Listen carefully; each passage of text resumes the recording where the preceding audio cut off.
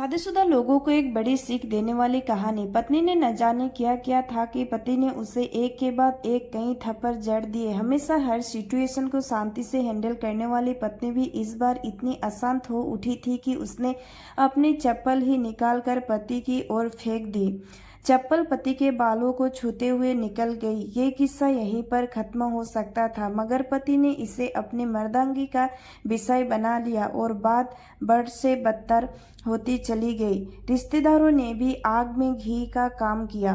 किसी ने कहा, जो औरत अपने पति को चप्पल से मार सकती है वो ना ही तो वफादार हो सकती है और ना ही पतिव्रता। ऐसी औरत परिवार ही नहीं पूरे समाज पर कलंक की तरह है। बीवी के पीछे वाले कहाँ पीछे रहने वाले थे। किसी ने कहा, 21वीं सदी में जो स्त्री के साथ मारपीट करते हैं उन्हें तो जेल भेज देना चाहिए। तो कोई कहता, जरूर उसको कोई और पसंद आ गई होगी इसलिए अब पत्नी से मारपीट करने लगा है। बात कोर्ट तक पहुंच गई। दोनों पक्षों ने एक दूसरे के खिलाफ केस फाइल कर दिया। पति ने चरित्रहीन होने का तो पत्नी ने दहेज और शारीरिक उत्पीड़न का आरोप लगाया। 2 वर्षों से अधिक समय के लिए केस चला था। इन 2 वर्षों के दौरान दोनों पति पत्नी अलग अलग रहे थे। इन 2 वर्षों के दौरान दोनों पक्षों के समर्थकों की संख्या कम हो गई थी। पहले जहां दोनों पक्षों में समर्थकों का समूह होता था, अब गिने चुने लोग रह गए थे। पति और पत्नी दोनों की आर्थिक स्थिति भी इस समय के दौरान नीचे गिर चुकी थी, जिन्हें वो अपना शुभचिंतक समझ रहे थे। पैसों की बात आते ही उन्होंने भी अपना परला झाड़ लिया था। अगर कोई देने को राजी भी हुआ तो मोटे ब्याज की शर्त पर। आखिरकार वही हुआ जो सब चाहते थे, डाइवोर्स। हर कोई खुश था, दोनों पक्षों के रिश्तेदार, उनके माता पिता और दोनों के वकील। लेकिन 5 साल की सुखद शादी और एक सुंदर बेटी होने के बाद मिले इस डाइवोर्स से पत्नी मूक थी और पति शांत। शायद ये एक इत्तेफाक ही था कि इस खुशी को मनाने के लिए दोनों पक्ष के लोग एक ही चाय के टपरी पर बैठे, आमने सामने। इत्तेफाक इसलिए क्योंकि ज्यादातर लोग जो एक दूसरे के विरोध पक्ष को सपोर्ट कर रहे थे वे एक दूसरे को अच्छे से जानते भी नहीं थे। पति पत्नी भी इन सभी से दूर एक दूसरे के सामने मेज पर बैठे। पत्नी ने पति से कहा, अब तो खुश होंगे ना, तुम्हारे मन की जो हुई है मुबारक हो। तुम भी तो आज जीत गई हो, मुझसे तलाक तो तुम्हें मिल ही गया है। Congratulations to you to.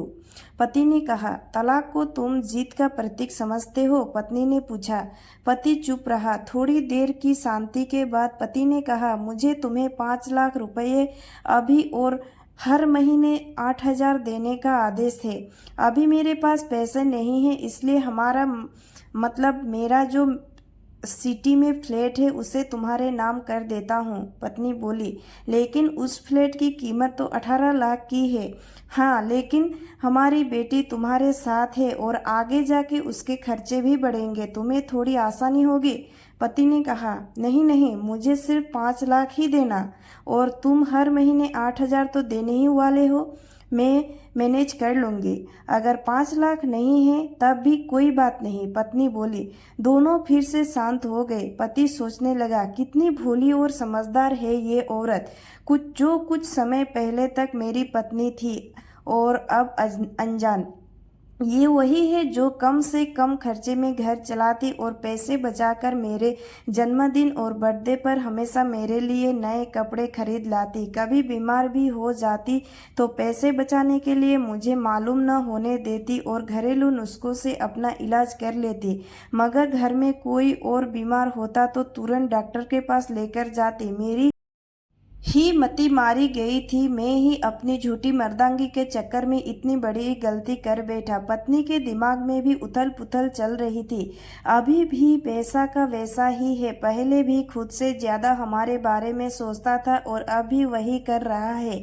ये वही आदमी है जो मुझे एक्सीडेंट से बचाने के लिए खुद मोटरसाइकिल के आगे कूद पड़ा था और अपनी उंगली तुड़वा बैठा था। पता नहीं कौन सी मनहूस घड़ी में मैं झगड़ा कर बैठी। पति ने मौन तोड़ते हुए पूछा, अब तुम्हारे कमर का दर्द कैसा है? ज्यादा तकलीफ तो नहीं होती?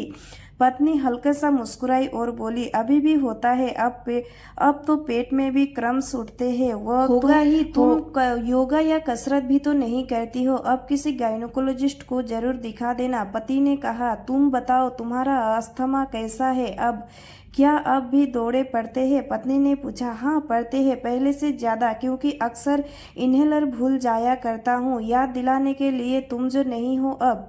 पति बोला। पत्नी के आंखों में आंसू आ गए और बोली, तुम्हें मेरे चरित्र पर सवाल नहीं उठाने चाहिए थे तो ये परिस्थिति आती ही नहीं। हाँ मैं जानता हूँ तुम बहुत अच्छी हो, मुझसे गलती हो गई, बहुत बड़ी गलती, मैं लोगों के बहकावे में आ गया था। पति बोला, तुमने भी तो मुझ पर दहेज का इल्जाम लगाया था। वह बोला, गलत था और इस बात का मुझे भी पछतावा हुआ। पत्नी ने कहा। पति कुछ कहता चाह रहा था लेकिन हिचकिचा रहा था। पत्नी ने पूछा, कुछ कहना चाहते हो? वो बोला, क्या सब पहले जैसा नहीं हो सकता? कि क्या मतलब? पत्नी बोली, मतलब कि हम फिर से पहले की तरह पति पत्नी बनकर, सच्चे दोस्त बनकर नहीं रह सकते? पति बोला, पर डाइवर्स के ये पेपर दिखाते हुए पत्नी ने कहा, फाड़ देते हैं। पति ने अपने पास रखे डाइवर्स के पेपर फाड़ते हुए कहा। पत्नी ने भी अपने पास रखे पेपर फाड़ दिए। सभी हैरान थे, वकील, रिश्तेदार और माँ बाप। पति पत्नी दोनों एक दूसरे के हाथ में हाथ पकड़े अपने घर की तरफ चल गए। दोस्तों, ये कहानी उन हर पति पत्नी के लिए बड़ी सीख है जो छोटी छोटी बातों पर लड़ते हैं और इन झगड़ों को बड़ा बना के अलग होने का डिसीजन लेते हैं। प्यार और झगड़ा तो एक सिक्के के दो पहलुओं की तरह है, दोनों को स्वीकार करना होगा, तभी ये पवित्र रिश्ता उसकी मंजिल तक पहुंच पाएगा।